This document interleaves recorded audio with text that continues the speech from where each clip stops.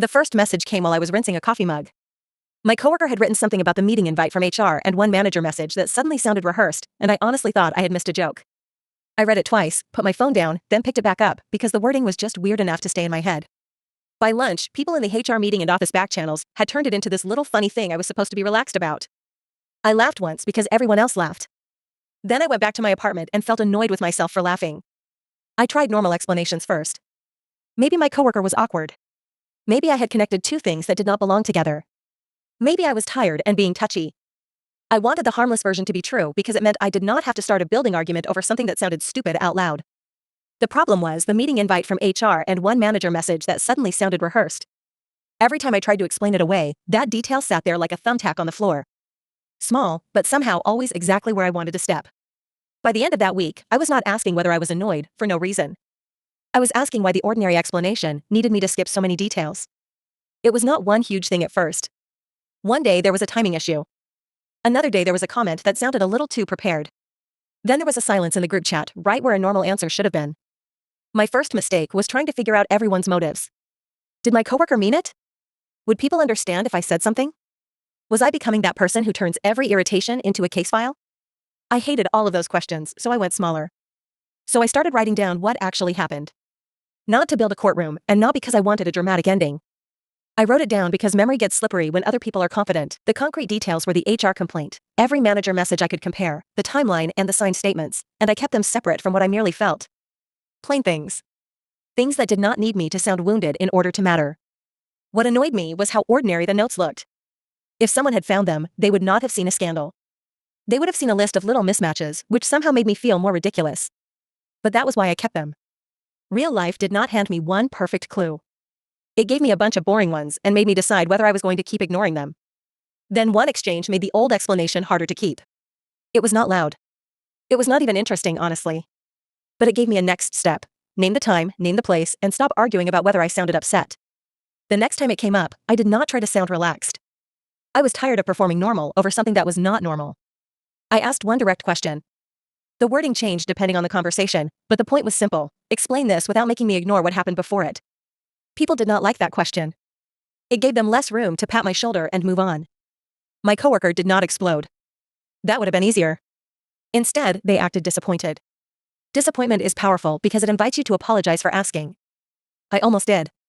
I could feel the old reflex rising in me, the one that wanted to restore the mood even if restoring it meant betraying my own memory. The pressure became an HR complaint, turning manager gossip into official language before anyone checked the facts. That was the part that wore me down more than any single incident. The situation kept asking me to choose between being easy to be around and saying what had happened. That is when the accusation became specific enough to be answered. The problem stopped being an awkward situation and became a test of what everyone in the HR meeting and office back channels was willing to keep pretending not to know. The actual moment was awkward and badly lit. Someone had brought grocery bags and left them by their chair. A phone kept buzzing on the table. I remember those things better than whatever brave line I thought I might say. I started with the part nobody could argue with. No speech. No dramatic printout. Just the detail, the time, and the message that made the simplest version harder to keep. For a few seconds, nothing happened. That was the worst part. I looked at my coworker, then at the table, then at a water ring someone had left on the wood. Nobody wanted to be first to say anything. Then people started checking the order of things instead of checking my face. Not completely. Real life is stingy like that. But enough changed that the old explanation had to drag too much behind it. I left the HR meeting knowing the next few days would be messier than the conversation itself. I had imagined feeling final about it. Mostly I felt hungry and shaky and irritated that I had forgotten my keys on the table. The next week was weird. Some people acted like they had always known something was off. A few avoided me in the lobby.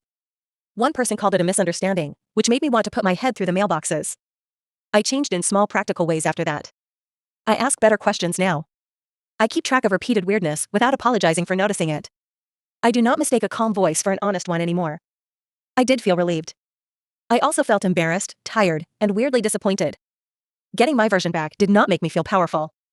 It mostly made me realize how long I had been trying to be pleasant about something that was costing me sleep. Still, I am glad I did not keep shrinking the truth until it fit inside other people's patience. That is what I had been doing. I had been making it smaller so nobody had to rearrange themselves around it. The problem with doing that for too long is that eventually you become the smallest thing in your own life. Life afterward looked annoyingly normal. Groceries, messages, laundry, the same elevator noise. Some evenings, I still wondered if I had made too much of it. Then I would remember the one detail that started all of it, and I would stop arguing with myself. The next morning, I woke up before my alarm and checked my phone before I even sat up. Nothing new had happened.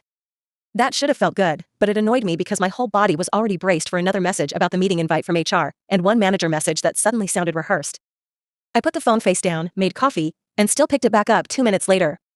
I answered one normal message in the HR meeting and office back channels, and deleted 3 extra sentences before I sent it. The first draft sounded defensive.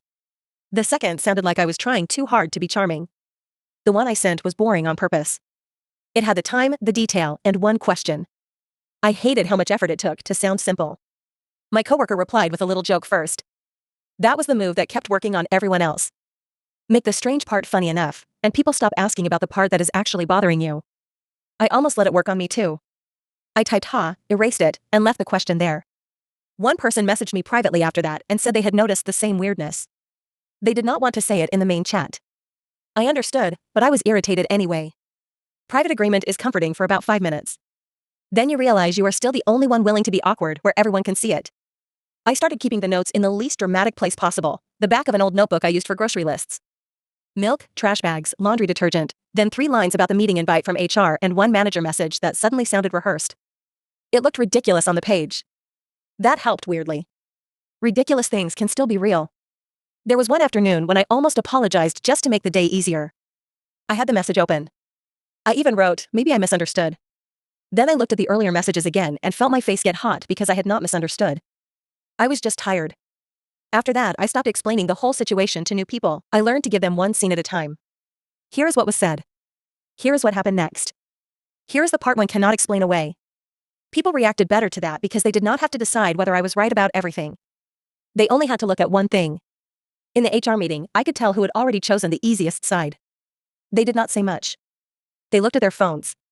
They made the same small face people make when they want a conversation to end without having to take a position. I used to read that face as a warning to stop. This time, I kept going. I was not calm the whole time. My voice caught once. I lost my place once. I said the wrong date and corrected myself. That correction mattered to me because it was the kind of tiny mistake people sometimes use to dismiss the entire point. So I fixed it out loud and kept talking. My coworker tried to pull the conversation toward my reaction again. They asked why I was making this so intense. They asked why I could not just let it go. I said I would love to let it go, but I needed a normal answer first. Nobody seemed to enjoy that sentence. What bothered me later was not just what happened. It was how many people waited to see whether I could carry the whole thing by myself. Once the answer became obvious, a few of them found their voices. Before that, they let me be the uncomfortable one. I went home after one of those conversations and burned a frozen pizza because I kept checking my phone. That is the kind of detail that stays with me. Not some grand moment. Just me standing in the kitchen with a blackened edge of cheese, furious at myself for letting the HR meeting and office back channels follow me home.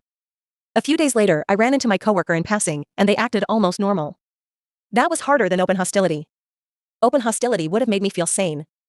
Normal forced me to wonder whether I was the only person still carrying the previous week around like a hot pan. A few weeks later, I found a note I had written during the worst part of it. It was only 3 lines. I had written the meeting invite from HR and one manager message that suddenly sounded rehearsed at the top, then underlined it so hard, the pen almost tore the paper. Under that I had written, stop making this easier for everyone else than it is for you. I kept that note in my wallet for a while. Not because it was wise or dramatic, but because I needed confirmation that I had seen the shape of it before anyone else would admit it was there. When people are confident around you, your own memory starts to feel rude. That little note reminded me that my memory had not been rude. It had been early. I wish I had a cleaner ending, but I do not. Some people moved on too easily. Some people learned the wrong amount. Some people still act like the whole thing was one awkward misunderstanding. I let them. I know the difference between a misunderstanding and a pattern that kept asking me to disappear. For more Reddit-style drama stories, subscribe to Voice It. If you want another one now, choose a story on screen.